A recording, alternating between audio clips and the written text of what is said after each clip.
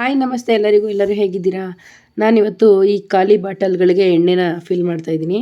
ಇದು ಬಂದು ಹೊಸ್ದಾಗಿ ನಾನು ತೊಗೊಂಬಂದೆ, ಆನ್ಲೈನಲ್ಲಿ ಬುಕ್ ಮಾಡಿದ್ದೆ. 150 ರುಪೀಸ್ ಅಷ್ಟೇ ಇರಬೇಕು, 2ರಿಂದ. ತುಂಬ ಚೆನ್ನಾಗಿ ಬಂದಿದೆ ಮೀಶೋದಲ್ಲಿ. ತುಂಬಾ ಇಷ್ಟ ಆಯಿತು ನನಗೆ ಬಾಟಲ್ಲು.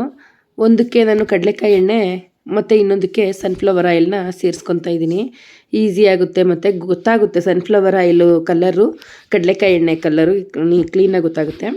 ಸನ್ಫ್ಲವರ್ ಎಣ್ಣೆನ ನಾನು ಏನಕ್ಕೆ ಯೂಸ್ ಮಾಡ್ತೀನಿ ಅಂತಂದರೆ, ಕೇಕ್ ಮಾಡ್ತಾಯಿರ್ತೀನಿ ಅವಾಗವಾಗ. ಅದರಿಂದ ನನಗೆ ಫ್ಲೇವರ್ ಇಲ್ಲದೇ ಇರೋ ಎಣ್ಣೆನೇ ನಾನು ಬಳಸೋದ್ರಿಂದ ನಾನು ಸನ್ಫ್ಲವರ್ ಆಯಿಲ್ನು ಒಂದು ಡಬ್ಬಕ್ಕೆ ಮತ್ತು ಇನ್ನೊಂದು ಬಾಟ್ಲಿಗೆ ಕಡಲೆಕಾಯಿ ಎಣ್ಣೆ, ಈ ಥರ ಎರಡನ್ನೂ ಯೂಸ್ ಮಾಡ್ತಾಯಿರ್ತೀನಿ. ನೋಡಿ ನೀವೇ ವ್ಯತ್ಯಾಸ ಎರಡು ಎಣ್ಣೆನೂ ಯಾವ ಥರ ಇದೆ ಅಂತ. ಕಡಲೆಕಾಯಿ ಎಣ್ಣೆ ನೋಡಿ ಈ ರೀತಿ ಇದೆ, ಏನೂ ಮಿಕ್ಸ್ ಇಲ್ಲ. ಮತ್ತು ಈ ಎಣ್ಣೆ ನೋಡಿ ಟ್ರಾನ್ಸ್ಪರೆಂಟ್ ಆಗಿದೆ, ಸನ್ಫ್ಲವರ್ ಆಯಿಲು. ನಾನು ಅಡುಗೆಗೆ ಇವಾಗ ಕಡಲೆಕಾಯಿ ಎಣ್ಣೆನೇ ಬಳಸೋದು. ಗಾಣದಿಂದ ಪ್ಯೂರಾಗಿ ತರಿಸ್ಕೊತೀನಿ. ಅದು 5 ಲೀಟ್ರಿಗೆ 1450 ರೂಪಾಯಿ ಸಮಥಿಂಗ್ ಇದೆ ನೋಡಿ. ಇದೇ ಬ್ರ್ಯಾಂಡು ನಾನು ತೊಗೊಳ್ಳೋದು.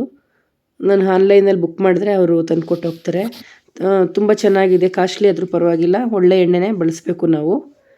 ಹಾಗಾಗಿ ಇವಾಗ ಸೊಪ್ಪಿನ ಪಲ್ಯ ಮಾಡ್ತಾಯಿದ್ದೀನಿ. ಉಪ್ಸಾರು ಮಾಡೋಣ ಅಂತ ಸೊಪ್ಪನ್ನ ಬೇಯಿಸಿಟ್ಕೊಂಡಿದ್ದೆ.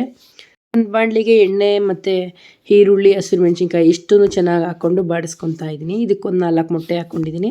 ಆ ಮೊಟ್ಟೆನೂ ಸಹ ಚೆನ್ನಾಗಿ ಈ ಹಸಿ ವಾಸನೆ ಹೋಗೋವರೆಗೆ ಹುರ್ಕೋತಾ ಇದ್ದೀನಿ. ಮೊಟ್ಟೆ ಫ್ರೈ ಆದಮೇಲೆ ನಾನು ಬೇಯಿಸಿ ಇಟ್ಕೊಂಡಿರುವಂತಹ ಸೊಪ್ಪು ಮತ್ತು ತೆಂಗಿನ ತುರಿ, ಸ್ವಲ್ಪ ರುಚಿಗೆ ತಕ್ಕಷ್ಟು ಉಪ್ಪು ಇಷ್ಟು ಹಾಕ್ಕೊಂಡು ಸ್ವಲ್ಪ ಚೆನ್ನಾಗಿ ಫ್ರೈ ಮಾಡಿದ್ರೆ ಸೊಪ್ಪಿನ ಪಲ್ಯ ರೆಡಿಯಾಗುತ್ತೆ.